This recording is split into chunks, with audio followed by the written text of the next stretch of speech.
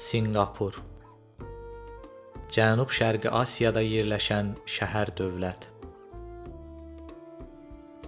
Sinqapur Cənub-Şərqi Asiyada, Malaziyanın cənubunda, Sinqapur boğazının sahilində yerləşir. Şimalda Yoxor boğazı Sinqapur ilə Malaziyanı, cənubda isə Sinqapur boğazı Sinqapur ilə İndoneziyanı ayırır. Ekvatordan 137 km şimaldadır. Ərazisi 710 kvadrat kilometrdir. Meliorasiya tədbirləri ilə sahəsi böyüdülür. 1960-cı ildə ölkənin sahəsi 581,5 kvadrat kilometr idisə, 2010-cu ilə kimi meliorasiya tədbirləri nəticəsində 704 kvadrat kilometrə qədər artırılmışdır və 2030-cu ilə kimi ölkə ərazisinin daha 100 kvadrat kilometr artırılması planlaşdırılır. Bu layihələrin arasına daha böyük adaların yaradılması və kiçik adaların birləşdirilməsi də daxildir. Ərazi inzibati cəhətdən əyalətlərə bölünməmişdir. Sinqapur sanskritcədən tərcümədə aslan şəhəri deməkdir. Sinqapur şəhər dövlətdir. Eyni zamanda ada dövlətdir.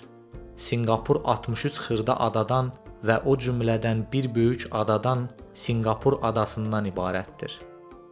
Şimalda Yoxor Sinqapur, qərbdə Malaziya-Sinqapur keçidləri vasitəsilə Malaziya ilə iqtisadi əlaqə saxlanılır. Sinqapurun dəniz sahili bölgələri alçaqda, mərkəzi hissələri isə nisbətən yüksəkdə yerləşir. Ən hündür nöqtəsi Timah dağıdır. Hündürlüyü 166 metrdir. Yerləşdiyi ərazi coğrafi mövqe baxımından əlverişlidir. Yaponiyadan Avropaya gedən əsas dəniz yolları bu ərazidə kəsişir. Sinqapurda dünya standartlarına cavab verən müasir port fəaliyyət göstərir. Sinqapur rütubətli ekvatorial meşə iqliminə malikdir. Fəsillər aydın müşahidə olunmur. İllik temperatur amplitudu çox azdır. Temperatur 23-32 dərəcə arasında dəyişir. Sinqapurun əhalisi 2012-ci ildə aparılan hesablamalara görə 5.312.400 nəfər, əhali sıxlığı isə hər kvadrat kilometrə təxminən 4.488 nəfərdir.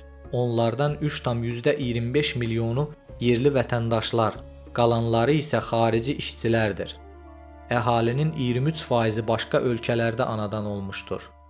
2011-ci ilin statistikasına əsasən Sinqapurda daim yaşayan əhali 500 min nəfərdir. Əhalinin orta yaş həddi 37 yaşdır.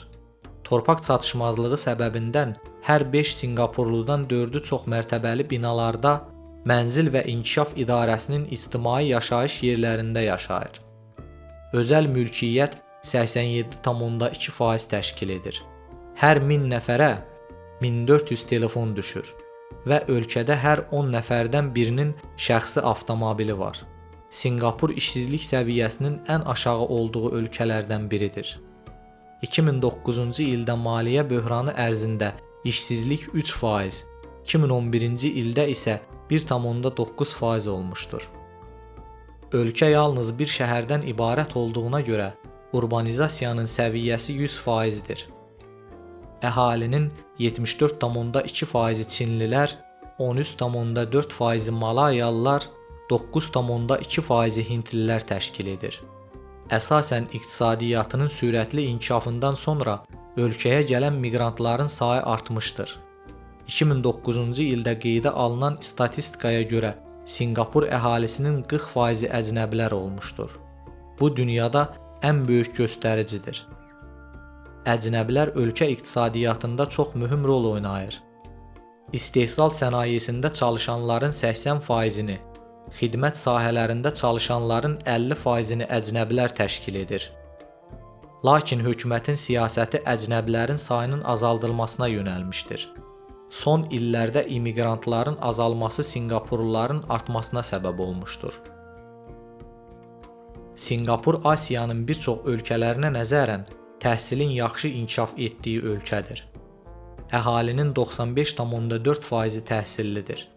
Ölkədə 6 müasir universitet fəaliyyət göstərir. Nanyang Texnologiya Universiteti, Sinqapur Milli Universiteti, SIM Universiteti, Sinqapur Management Universiteti və Sinqapur Texnologiya və Dizayn Universiteti, Sinqapur Texnologiya İnstitutu, səhiyyə, mədəniyyət və başqa sahələrdə də Sinqapur yüksək inkişaf edib. Ölkədə 17 müasir xəstəxana var. Orta insan ömrü 70 yaşdan artıqdır.